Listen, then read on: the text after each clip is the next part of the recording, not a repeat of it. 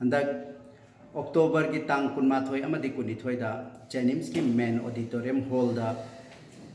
Manipur Health Department na sinduna MBBS amadi BDS tamnabagi damakta NEET 2022 da eligible oiraba satra sing counseling tawbada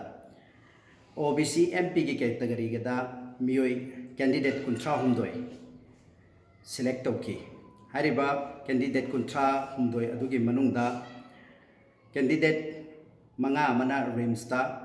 candidate tra mari mana Jenims ta Churachandpur Medical College ta candidate mapan aduga Shizada candidate manga allot tawki masigi manungda RIMS ta allot tawriba candidate manga asigi manungda unreserved ta candidate ahum aduga OBC MP da candidate ani allot tawki hariba candidate OBC MP da candidate ani allot tawriba asisu select tawbadi unreserved ta tawi aduga allot tawbadana makoi ani sina OBC MP da tawbani lakchaningi badi OBC MP da allot tawriba satra mahiroi habdi candidate ani ase asigi manungda mahiroi amadi akogi maitai pangal nataba candidate oirame masigi matangda All Manipur Muslim Organizations Coordinating Committee na masi media gi mafamda thamjani badi OBC MP habese pangal khunai asina matam kaya changna chahi kaya changna yamna wana struggle kaya tawraga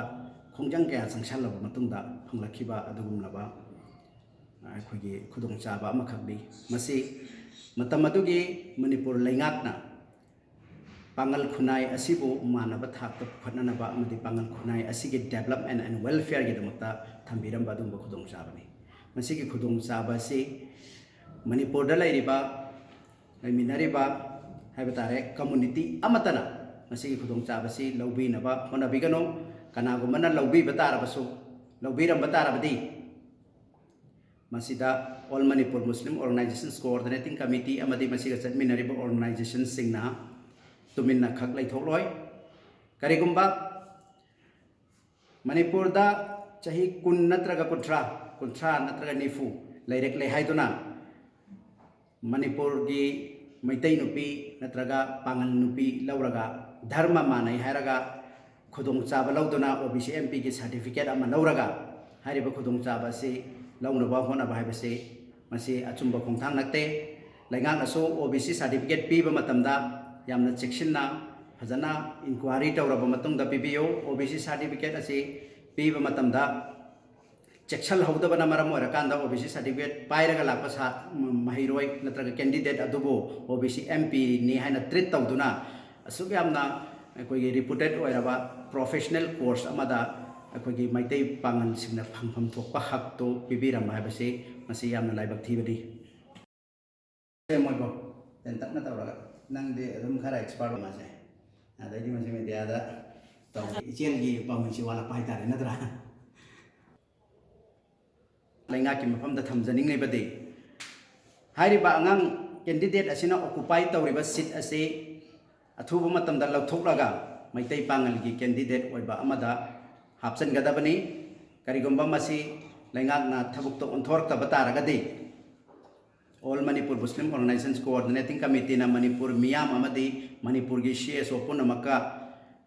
punna punsilaga akan bakhongjang changsallaga ni habesini loina na OBC certificate piriba mari lainaba authority da All Manipur Muslim Organizations Coordinating Committee na thamjaning bade OBC certificate asi pibada tonganba policy ama semduna matungda asigumba thawdo asi thoktanaba sinbiyo haiba wafam asini thank you